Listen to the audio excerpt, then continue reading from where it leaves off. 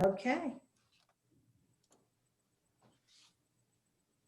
Good afternoon, everyone, and thank you for joining edTrends, sharing educational goals in these challenging times. I'm Dr. Jerusalem Rivera-Wilson, and I'm here to share with you some information regarding today's session and future upcoming sessions with edTrends.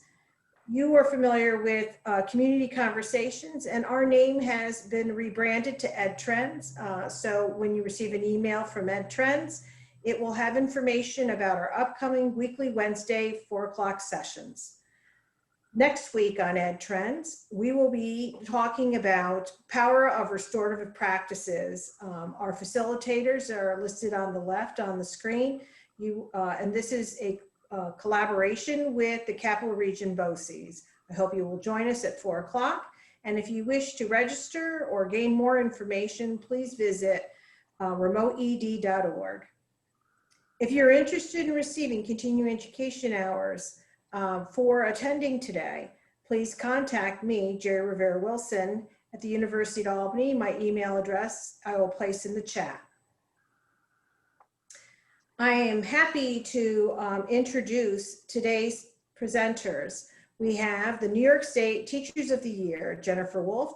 Congratulations, Jennifer, who will be serving as the 2021 New York State Teacher of the Year. Our current Teacher of the Year, Rachel Murat, and Alhassan Susso, 2019 New York State Teacher of the Year. I am going to ask Rachel to do a self-introduction, and she will introduce her colleagues and the part of the Teachers of the Year, I should say, club. Thank you, Jerry. Thank you very much. So as Jerry said, I'm Rachel Murat, and this is my 25th year of teaching at Maynardville High School, which is right outside of Binghamton, New York.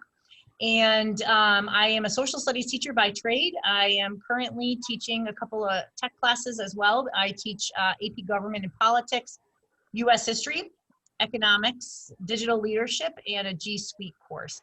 I would like to introduce my predecessor, Alhassan. He is a teacher at the International Community High School in the Bronx. And we have another downstater. I feel like I have to represent the entire upstate. Jennifer Wolfe is the incoming 2021 New York State Teacher of the Year, and she is from Oceanside High School down in Long Island. And I'm going to pass it over to Jennifer, and she's going to tell you a little bit about herself and some things that are important to her. Thank you, Jennifer.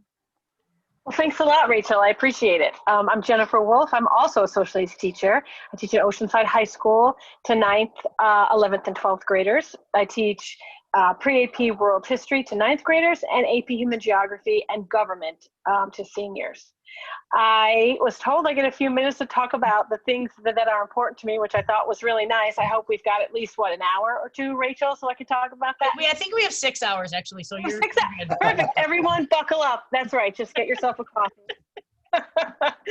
No, but I just want to say thank you to NYSE and IACT for sponsoring this session on sharing goals in these challenges times. As organizations that support departments of education faculty, I can't think of a better service that you could provide right now to your members than a session where we collaborate about getting it right for pre-service teachers and ultimately the students they interact with in this paradigm.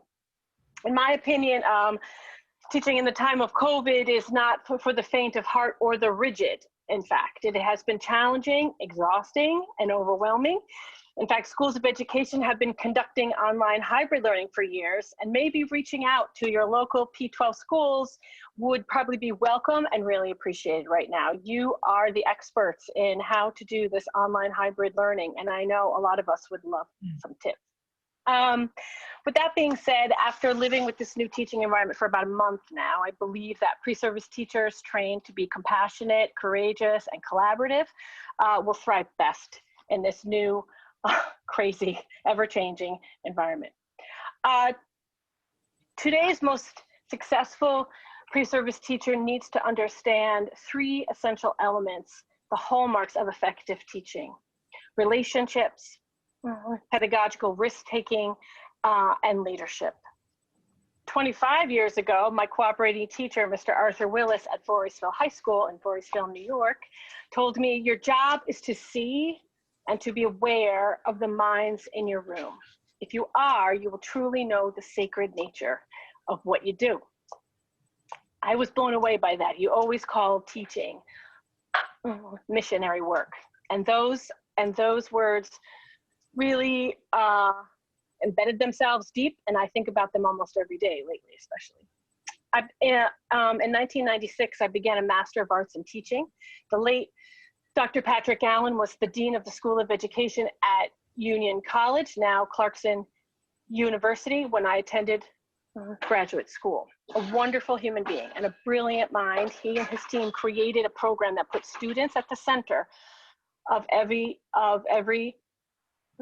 graduate class and post-observation debrief, both his students in the program and the future students we would all work with as practicing teachers. Dr. Allen knew from his 17 years of teaching at Shenendehowa High School that the lessons and unit plans began and ended with the student. Of course, there were Regents exams, AP tests, IB tests, but none of that mattered if the teacher did not make an effort to learn about their students and to plan lessons accordingly, to engage their learners with the material so that they could be successful on the exams. Later, I would learn that the program he created was fashioned after the National Board process, a process that requires teachers to reflect on their practice and demonstrate what they call the 5 core propositions in a portfolio assessment involving video, student work, analysis of data, and reflection, all the stuff that we do every day. Core Prop 1 from the book, What Teachers Should Know and Be Able to Do, in fact, reads, teachers are committed to students and their learning. Accomplished teachers base their practice on the fundamental belief that all students can learn and meet high expectations. Acknowledging the distinctive traits and talents of each learner, teachers are dedicated to and skilled at making knowledge accessible to all students. Educators are thus passionate about building meaningful relationships with young people so students can advance their understanding and experience. That's pretty awesome, right? And that's only the first 3 sentences of that core prop. It's exactly what effective teachers do. Today, perhaps more than ever, as we teach in the time of COVID, our knowledge of our students involves understanding our students' individual situations and changing circumstances so that we can design instruction that is relevant and engaging both at home and at school.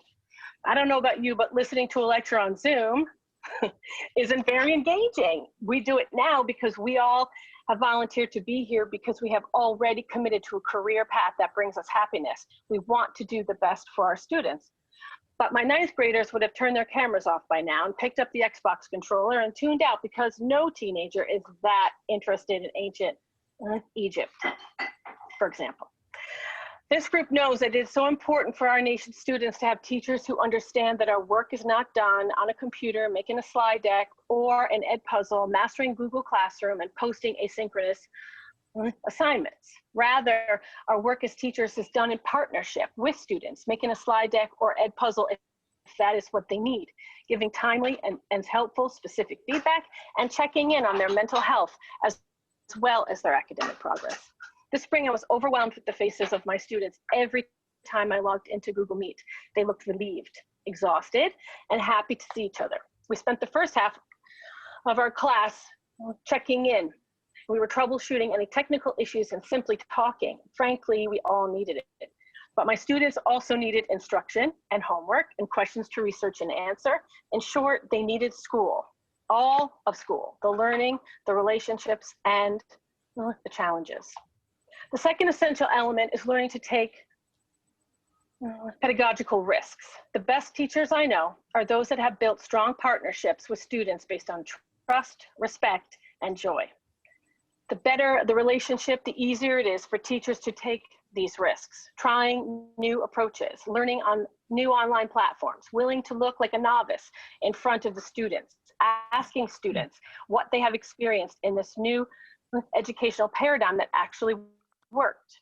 I have worked with teachers who felt it was their imperative that they always present to the students their expertise. While it is important to know one subject and how to teach that subject to students, another core proposition from the national board. It is also important to demonstrate learning, failure, and learning from failure. I have seen AP students frozen into inaction because they were afraid of getting a question wrong in class discussion. I have had students break down in tears because they did not earn a 100 on the test. When I was in high school, I was so competitive that when I did not earn the top score in class, I'd cry so much to my mom that my eyes would be swollen shut and I couldn't go to school the next day. My parents did not put pressure on me to succeed. I put pressure on me to be perfect because I thought that was the sign of being smart. 38 years later, I tell my students, if they are not making mistakes, they are not making progress, and progress is what makes a life. I believe that the more students see adults that they respect, learning, failing, getting up again, asking questions, trying new things to reach them and engage them, the more our students are willing to do the same. It was Frederick Douglass who once said, if there is no struggle, there is no process. There is no progress, excuse me. To be this role model for students, teachers need administrators who value the struggle and the experimentation teachers are willing to engage in. Teachers at all levels need administrators who encourage teachers to work together to learn how to enhance their practice. Teachers will not innovate or create, enrich, maintain, alter instructional settings to capture and sustain the interests of their students if there is a price for failing. Core Proposition 3 addresses this very thing. Accomplished teachers are adept at engaging students and adults to assist their teaching and at enlisting their colleagues' knowledge and expertise to complement their own. This is the environment I work in, and it has made me and many of my colleagues more accomplished teachers. The administrators I work with hire the best candidates, make sure they have the support and materials they need to excel, and then frankly, they get out of the way. Our administrators are smart enough to know that accomplished teachers are best positioned to coach teachers. My superintendent, Dr. Phyllis Harrington, in her first year at Oceanside, even let myself and my colleague, Erin Rosenkrantz, design, lead, and pilot a 4-year tenure attainment program with minimal administrator oversight. It is now the standard induction program 7 years later for all new teachers. Teacher leaders, accomplished practitioners work as mentors and coaches in this induction program, demonstrating that they engage in lifelong learning, which they seek to encourage in new teachers. New teachers see the veteran teachers striving to strengthen and examine their practice, deepen their knowledge, sharpen their judgment, and adapt their teachings to new findings, ideas, and theories. Core Proposition 4 illustrates that teachers are evolving, no matter the failures or mistakes, which new teachers quickly learn are mitigated by the reflection accomplished teachers engage in on their years of experience and their collaboration with colleagues. The third essential element of successful teaching is learning the skills of leadership and advocacy. Teaching in the time of COVID has required teachers and administrators to work together under tight timelines to develop new blueprints for learning. I volunteered for the reentry committee in my district, and I worked almost every day this summer with other teachers and administrators trying to come up with a plan that would educate students during a pandemic. Well, that was not easy, but here's what I learned. Teachers do not always see themselves as leaders outside of the classroom, and yet we lead in the classroom every day. I read somewhere once that teachers make approximately 1,000 daily decisions. That has to be as many as top executives. There was no leadership training when those on the committee were going to graduate school. I'm not sure if there's any leadership training. But today, the job I do now is certainly not the job I was trained to do 25 years ago. Teachers are now learning how to help kids with mental health issues, design lessons in a pandemic, celebrate their work across all media platforms, protect their image across all media platforms, sit on a system-wide committees, and teach in a one-to-one environment using countless new, ever-changing platforms. With these changes come new and more expectations for teachers. If you told me this time last year that I would be teaching in a classroom with 3 different populations in 3 different places across 3 devices all at the same time, I would have laughed at that ridiculous idea. Who the heck can do that? I would have asked. Well, turns out not many teachers, at least not effectively. But this hybrid environment is utilized in many districts across the state. It was not the preferred approach in my district. There was a better system proposed, but because folks, in my opinion, still think that the job of teachers is to lecture every day, wondered what would be so hard about turning on the camera and streaming what happens in class. Therefore, other stakeholders pressed for a system that has proven tough for teachers to manage and isn't always successful at engaging students despite the Herculean efforts of many teachers. We have yet to see if it can be sustained. If teachers were given the power to make the decision, the hybrid system we are currently using would not have been approved. Accomplished teachers know what is best for kids, and they need to be trained in leadership skills so that they are comfortable advocating for kids no matter what opposition the layman might argue. In my opinion, teachers need to be taught to believe that the word no is not the end of a conversation. It is the beginning of a negotiation. Teachers are the experts in the room. It is time they are equipped with the training to be confident enough to lead discussions around education in their district and for their profession. The last core proposition from the National Board argues that accomplished teachers contribute to the effectiveness of the school by working collaboratively with other professionals on instructional policy, curriculum development, and staff development. I completely agree. Now we just need a system that allows teachers real power and a seat at the table where these decisions are made. It boils down to this. Students need all sorts of allies to help them do the business of growing up. Family allies, peer allies, and teacher allies. These allies act as signposts along the journey that directs each individual toward their adult selves. My job as a teacher ally is to help students navigate through the struggle and anxiety of the changing world order and come out the other side a whole, educated, compassionate, and discerning human being.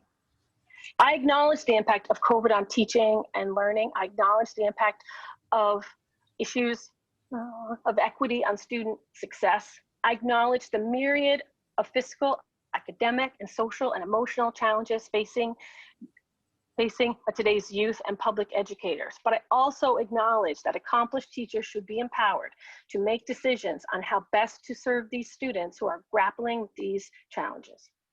Therefore, I challenge you, higher ed faculty, to help pre-service teachers feel empowered by their chosen path, despite of the negativity and intense scrutiny that currently surrounds this most honorable profession, and demand a seat at the table.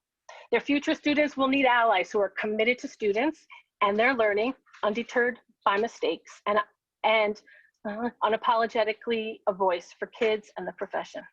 There couldn't be more sacred work than creating the professionals that build lives. What you do is sacred work indeed.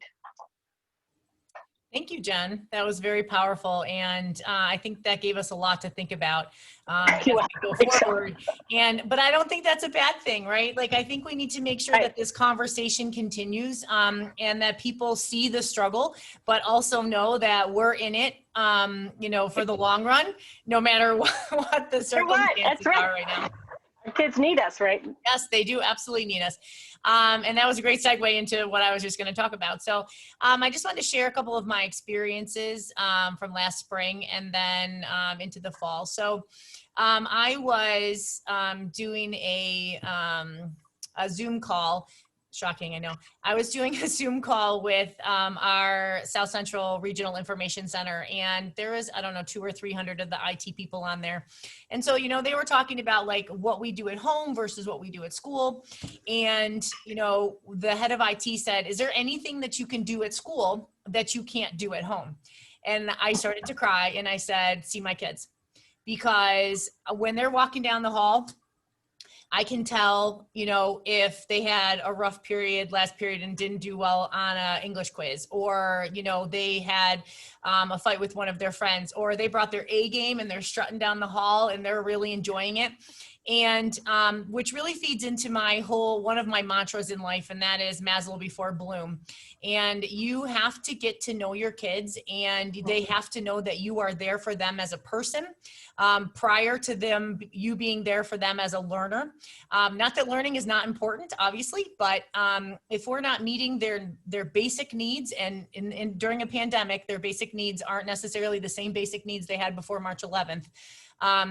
the uncertainty, the lack of a set schedule all of the time, learning how to manage our time. Because let's face it, I don't know about you, maybe I'll tell you a little secret. I work with people and I have, you know, other friends that can't manage their time very well in an unstructured environment.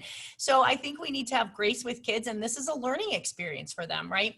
And kind of to echo what you were talking about with your cooperating teacher, when I had the interview for this position, one of the assistant superintendents asked me, you know, do you plan to teach for 30 years or do you plan to teach once 30 times? And that was 25 years ago. And I've never forgotten that, because that's really important. Not that I have ever just basically put it in a filing cabinet and this is day 3 of the Byzantine Empire and this is what I always do, because, you know, clearly the Byzantine Empire has not changed, but the way that we can interact with that information has absolutely changed. And we need to make it so that we are meeting the needs of the kids, and not necessarily, because it's oftentimes, it's really easy to teach the way that you learned, right? And what was modeled for you. And clearly, I might be a little bit older than you two, but there was not even an internet when I was in college. And, you know, so we had to relearn how to do all aspects of our job.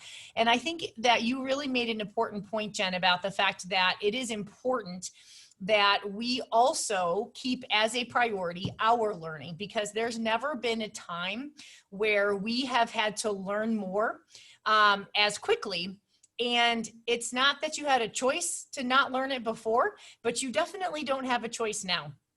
And, but I also worry about a lot of my colleagues, because I work 80 hours a week. I don't have biological children at home.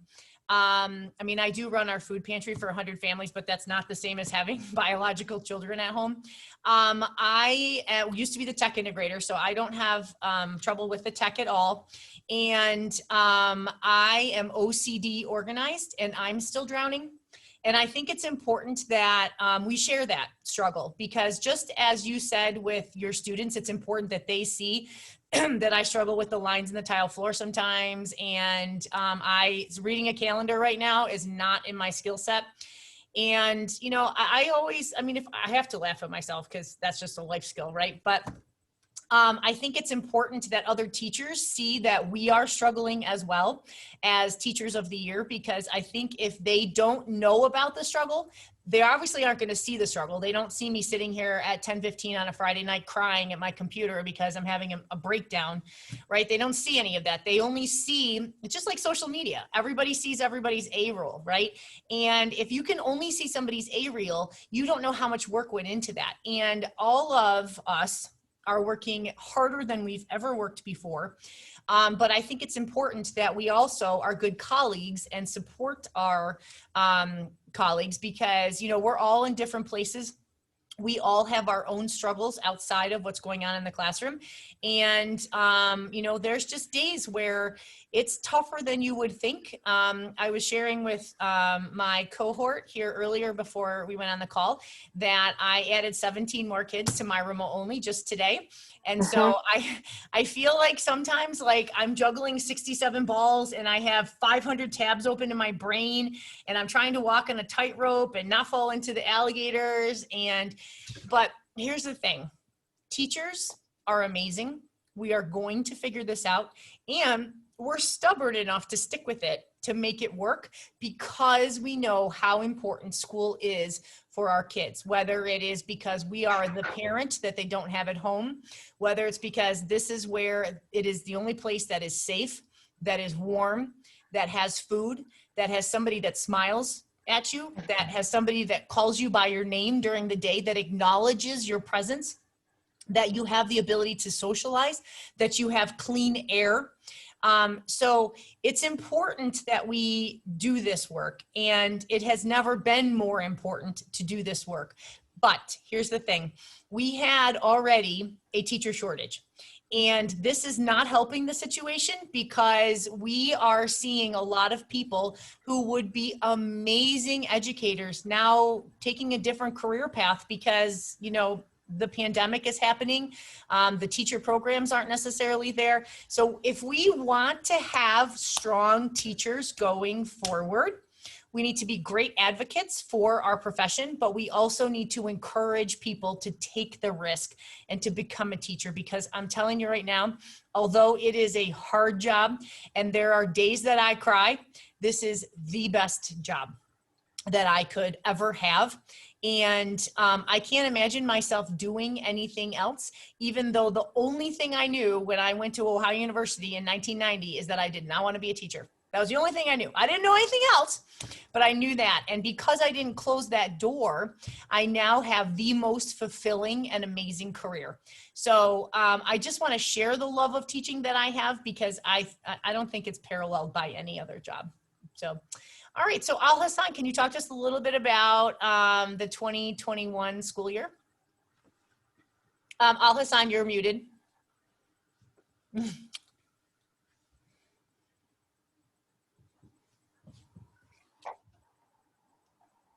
Oh, I think we might have just lost Alhassan.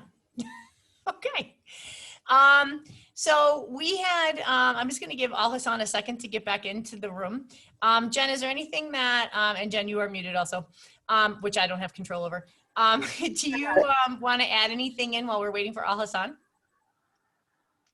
Well, I really do want to I really do want to stress how important it has been to be so flexible in trying to deal with the ever-changing landscape of your classroom. You know, like you said, we have kids going virtual now almost every day. There's at least 3 or 4 or 5 every day going virtual. Not in my class, but in the school as a whole. And balancing all those needs in all those different spaces is, you know, it's like you said, it's so hard even to remember what day it is. Is it a blue day? Is it a white day? Is it the extra day? It's, you know, and so we're all first year teachers this year. And I think it's important for all the new people to see that we're all struggling with it. Yep, absolutely. Okay. So Alhassan has joined us again, and hopefully his audio connects, and he'll be able to hear me in a second. Hi, Alhassan. And he's muted again. It's 2020. Welcome to 2020. Jerry, if you're still there, are you able to unmute Alhassan?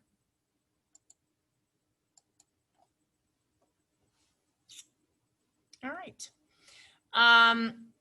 Okay, so I'm just going to go to the guiding questions really quick, and hopefully Alhassan can join us again. So Jen, it's you and I until we get Alhassan back, okay? So Jen, can you talk to us a little bit about a strategy that you're using to address equity and accessibility for your students in 2020? Yeah, I certainly, one thing that I'm doing that is not easy for me, but it's better for the kids is whenever we're in a Google Meet, I always have the Google chat window open as well. Not the one on Google Meet, because we are also finding that the Chromebooks and Google Meet are not working so fast. And so the kids can't seem to do work on their Chromebook while they're watching me in class. So with if I use Google Chat, at least kids who are having trouble with their computers can get on there with their phone and participate in class. So that's been helpful. I don't have any kids currently who are having trouble with internet, so that's one challenge I don't have to contend with. But I will say also that I tell the kids, that the deadlines are soft, because I understand that there are issues at home that they need to deal with first, right? Especially because a lot of the kids that we have at our home are also working. So they need to have a little flexibility in their day, you know. Absolutely. I'm just going to interrupt you for 1 second. Alhassan, you're back with some audio. Would you be able to share with us, Alhassan, some information about the school year? Can you guys hear me? Yes, we can. Oh my goodness.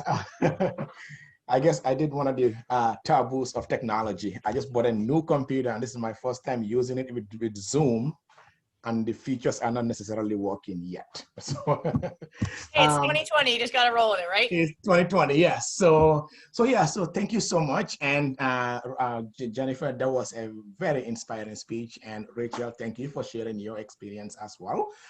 So I teach government economics and personal development at the International Community High School in the South Bronx, and you do not have to be a social studies teacher to become New York State Teacher of the Year. I just want to put that out there. So many of our colleagues teach other subjects. It just so happened that the three of us all teach social studies, which by the way is the best subject. So over the past 5 months at the International Community High School, March 13, we were with our kids, and then 2 days later, it was all over. And then what do? I always teach my kids that every challenge is there to test your resiliency muscle. And I'm glad that they were able to use those resiliency muscles over the spring to overcome that predicament, because our kids were able to rise up to this challenge and were able to succeed in ways that, was really surprising to all of us. But in thinking about how that happened would bring me back to my message during my tenure as the Teacher of the Year.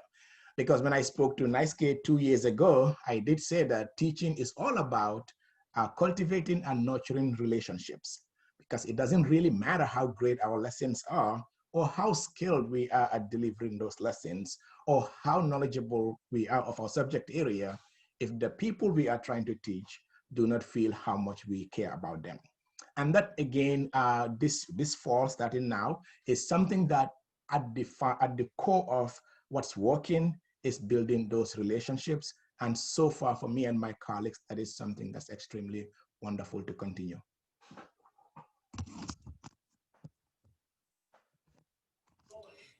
Thank you very much, Alhassan, for sharing that with us. So Alhassan, we went to the first question, and Jen was giving us some strategies to address equity and accessibility for your students. And I was wondering if you could possibly address that as well. Oh, yes. So when I think about equity, equity is twofold, at least in my opinion. It's at the individual level and at the structural level. And while it's extremely important, can you guys still hear me, by the way? Yes, we can. Okay, because my Zoom is acting really weird. I can't see anybody right now. I'm not quite sure what's happening. So if I'm gone, please, I will ensure to come back. All right, so in terms of equity, it's twofold, structural and individual. So while it is important for us to focus on the structures to make society more equitable, I believe we all have the opportunity to be able to make meaningful differences in our students' life at an individual level. I once heard David Brooks, who was asked this question: what programs actually changes kids' lives? And he said, well, he has never seen any program that actually does. What he knows, however, though, is human connection is what transforms a child's life.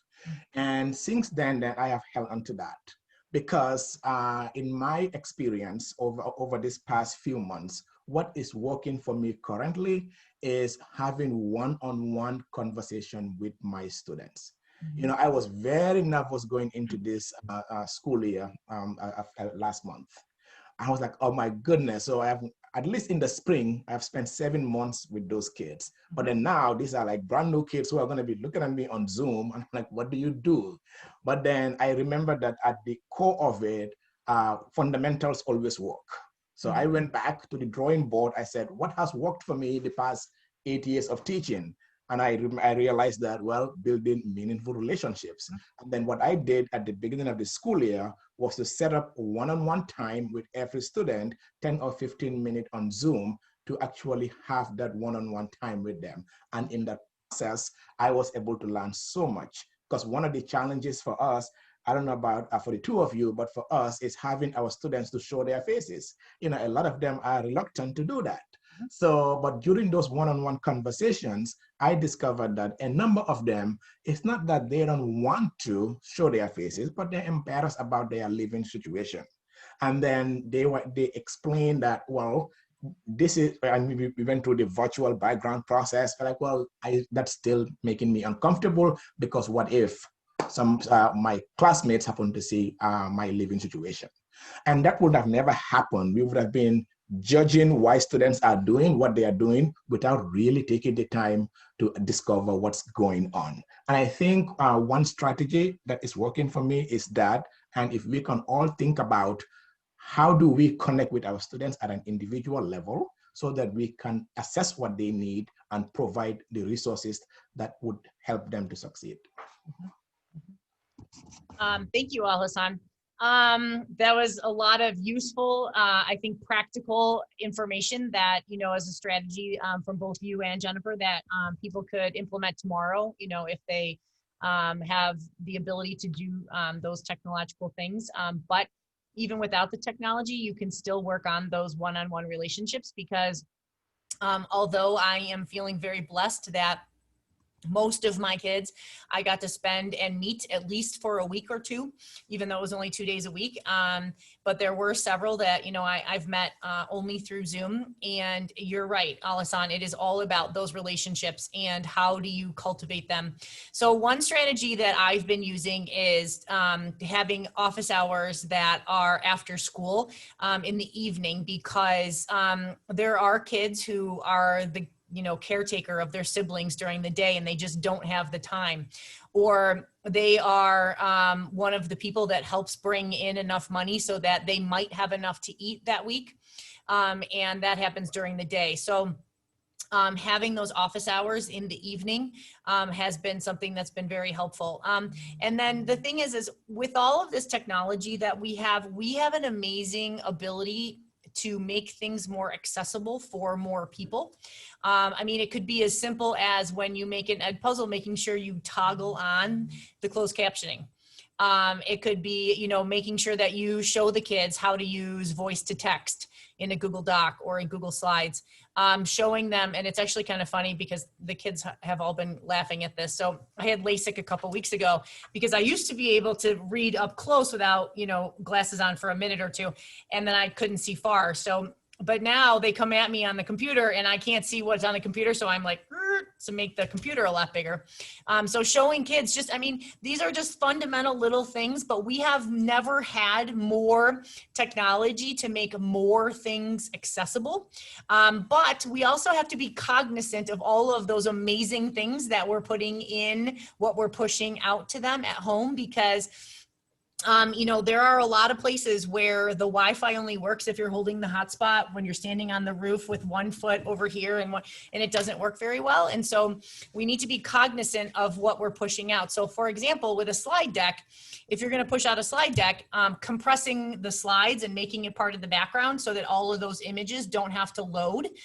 It's just one very simple, takes 2 minutes to fix it, but might make the world of a difference because the kids can open it, they can access it, they can work with it, and they don't have to be frustrated and give up because it won't load. So there's so many awesome strategies out there to try to, you know, be accessible. I have been using Microsoft Bookings for office hours, which is awesome, because the kids go to my site, they click on the day, the time, they put their email in there, it sends them an email confirmation, it puts it on my calendar for me, and it sends them my Zoom link.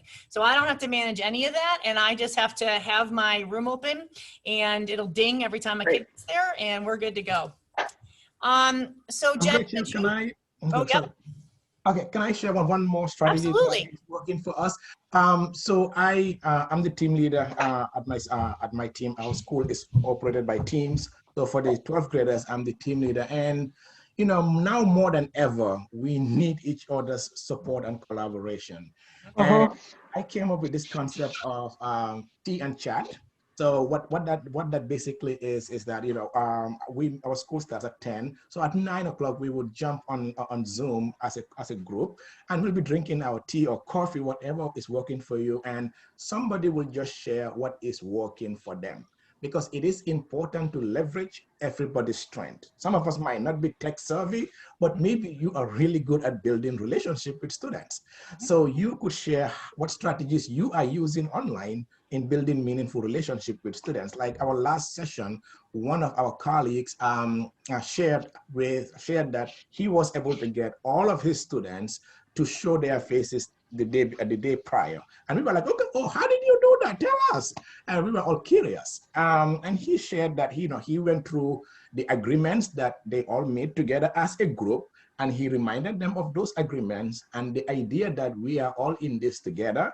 And just with that simple gesture, he was able to get the buy-in from kids, and they were are willing to show their faces. So depending on each other's strength is extremely important during this time period.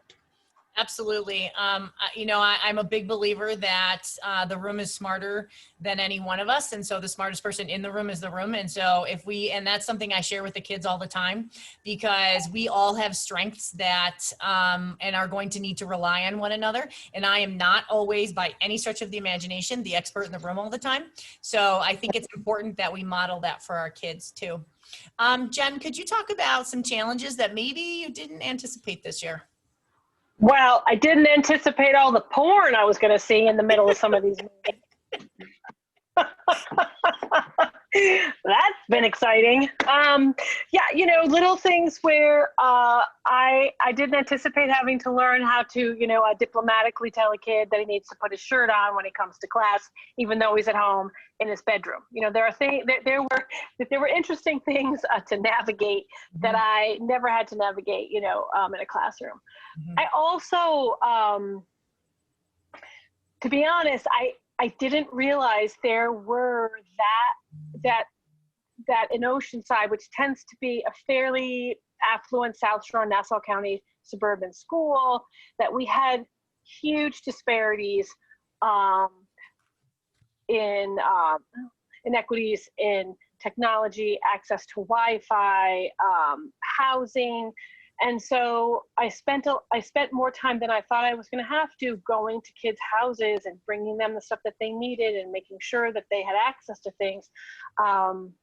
That was also new for me. And my eyes were definitely open to the kinds of challenges these kids have every day. And I'm amazed at how they succeed, even despite the fact that they've got some stuff to conquer at home. Yes, kids are amazingly resilient. And I think that sometimes as adults, we forget that resiliency that we had when we were younger. Yeah. I mean, part of it might just be we're too tired, but we just have to, I look to their resiliency a lot, and it's inspiring to me, the fact how fast they can bounce back up things. So one of the things that I didn't anticipate was how many, because as teachers, we're used to juggling 63,000 things at once, and I just never have felt less organized and less able to juggle all of these things before. And I knew that this year was going to change. Clearly I knew that, right? But I didn't honestly know that I was literally going to have to relearn how to do every part of my job. For example, we have to take attendance in 3 separate places at 3 separate times during the day on 3 different platforms. And it's like, literally when you said we were all first year teachers, Jen, I don't even know if that covers it. Right. Pre-service teachers. There's so many things there's so many things that just become second nature, and you can talk to 6 kids at one time while you're listening to a conversation and answering an email. I can do all that, but some of this new stuff, I was like, oh, this is hurting my brain. I don't know how to juggle these things. So that was definitely a challenge that I didn't anticipate. Alhassan, what are some that you didn't anticipate? Well, I guess my saying these days is that nothing surprises me anymore. So, you basically have seen or heard it all. But I would say while I was acutely aware that, my students live in, very difficult circumstances, I think this pandemic basically put X-rays on, on their lives in ways that I really did not or could not have imagined. And I think that for me, that is a huge wake-up call, and moving forward, and even now and moving forward, is always a reminder to be always grateful for what's available instead of what's missing, because there are so many who are struggling a lot. And it's always important to remind ourselves that when kids are not meeting our expectations, we really need to dig deeper to really discover why, because there's always a reason behind the behavior. Yeah, Alhassan, I can't echo that. That's major snaps for that one, because here's the thing. So not only seek to first to understand, but here's the other thing I have found in my career, and I'm thinking maybe that you have had this similar experience, but the kid that needs the love the most oftentimes makes it the most difficult to give and to help that kid, because that is a learned defense that they have learned from adults, that if they just are obstinate and they refuse to engage in things, you'll just give up on them. And my kids learned very quickly that I am not going to give up on them. And I am going to be the one that is still there, still working with them, still pushing them forward when they are trying to give up on themselves. And so it is amazing the difference when a kid knows that you're not going to give up on them, because that's what they've experienced in their whole life, is adults just giving up on them. And I'm not going to continue to pile on that. Yeah, definitely. Okay, so we have one quick question left. We only have a couple minutes left. Jen, if you were asked to develop a professional development plan for a district, and I know that you went to, you talked about this in your beginning remarks, could you talk a little bit about what you'd include? Well, in order for everybody to figure out what they're doing, I think that I would 100% include the top, say 10 or 11 tech tools that I find that are essential to, providing equity and to making sure that you're engaging and to make sure that kids are engaged. Our district, actually, we put together a very simple, it wasn't even done by me, it was done by other tech people. They did an amazing job. They picked 11 things, because teachers can be, as we've said over and over again, today, that we just feel overwhelmed. Everyone is always giving us a new extension, or there's a new platform, or there's a new something to do bigger, faster, brighter things, with our kids. But we found that giving them 10 or 11 things that they can then master, and we put them in a slide deck and gave them all a video on how to use it, why you'd use it, right, and what it looks like. Very, very simple. It made things accessible for teachers. They weren't so focused, on overthinking how they were going to use these tools to produce effective lessons. So I think that's the number one thing. Yeah, and practical uses of this is exactly how you can use this type of a thing. Absolutely. Yeah. Thank you, Jen. Alhassan. Yes, I definitely would echo what Jen mentioned. And I would also add that social and emotional wellness of this, because I think, that this buzzword, SEL, wherever you go now, that's what you hear. But I'm always curious, can you provide what you do not possess? We are asking teachers to become social emotional mentors to our students, but then who is taking care of the teacher's social and emotional well-being?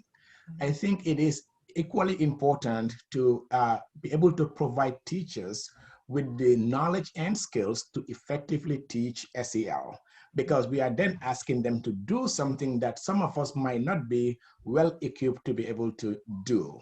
So emphasizing the importance of providing teachers with the professional development around their own social and emotional wellness, and providing them with the skills to be able to teach their students would be one professional development I would highly emphasize. I can't agree with that more, Alhassan, because the other thing is we've always, put their mental health, in the forefront of our minds, but we've never had to necessarily include key factors of that SEL learning embedded in our lessons, even though I feel like to some extent we innately do that, but like this is, more of a priority and more, we are doing it overtly more. And so I think that providing those skills for sure. I think one of the other things that I would do is offering teachers, especially ones who are only going to be meeting their kids online, with strategies to make that connection. Because if they've not been in the classroom and fostered that skill of how to make connections with kids, I think we need to make sure that we are including that as well. Because I oftentimes hear from new teachers, and I actually got this advice too, and I literally think it is the worst piece of advice on the planet, and that is you never smile until January. And I think that that is the worst piece of advice you could ever give a new teacher, because you've basically just wrecked their relationship with the kids the first year of school. So just giving them the tools and the skills to build that relationship, and so that they understand that you might be that adult that is the only one that is a positive presence in their life, especially if you're in an elementary school where you are the main adult in their life during the day. So I think having those skills is also important. And then also just the constant reminder, that there's always a backstory of something that's going on. So you can't always assume that because their homework didn't get done, that it was because they don't care about you and they don't want to get their homework done, because 99.9% of the time, that is the literal opposite of what is going on, right? And so getting to know and understand, our district does something that I think is really important, and that is we take the new teachers on just a drive around the district to see, first of all, how geographically vast it is. And then, to also see the fact that not everybody, even if your house looks amazing on the outside, doesn't necessarily mean that what's going on the inside is amazing. But that we have kids that, live in circumstances that if you didn't go out there and see, I don't think you would believe. So I think it's important that, we get to know that backstory. Absolutely. And sorry. Go ahead. Yeah, looking at the backstory, if you ask my students, what's Mr. Alhassan's famous saying, they would all say at once, there is always a story behind the story. Mm-hmm. And I think when we are cognizant of that, that is when we would be able to take the time to form those bonds. And it is difficult, if not impossible, to influence somebody if you don't know what influences that person. Mm-hmm. And to echo back on what you said, Maslow before Bloom, at the end of the day, without that, nothing else would work, because 80% of success in life is mindset and attitude, mm-hmm. and 20% is the skills, but we tend to focus a lot on skill development instead of focusing on the fundamentals. Mm-hmm. Absolutely. Thank you, Alhassan. Jerry, do we want to open it up for some questions from the audience?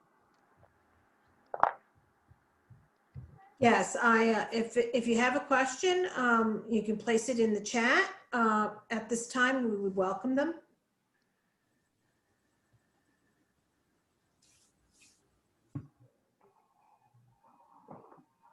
While we're waiting for some questions to come in for the chat, I'm going to kind of go rogue here because it's 2020 and, if there wasn't a better year to go rogue, it's now. So to our panelists, if you were to give one last piece of advice, what would it be? I don't care who goes first. I don't want to put somebody on the spot, so you choose.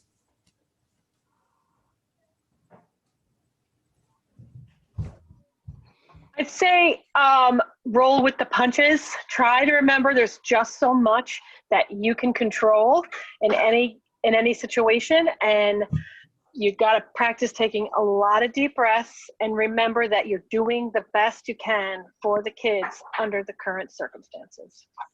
Thank you, Jen. Yes. Alhassan?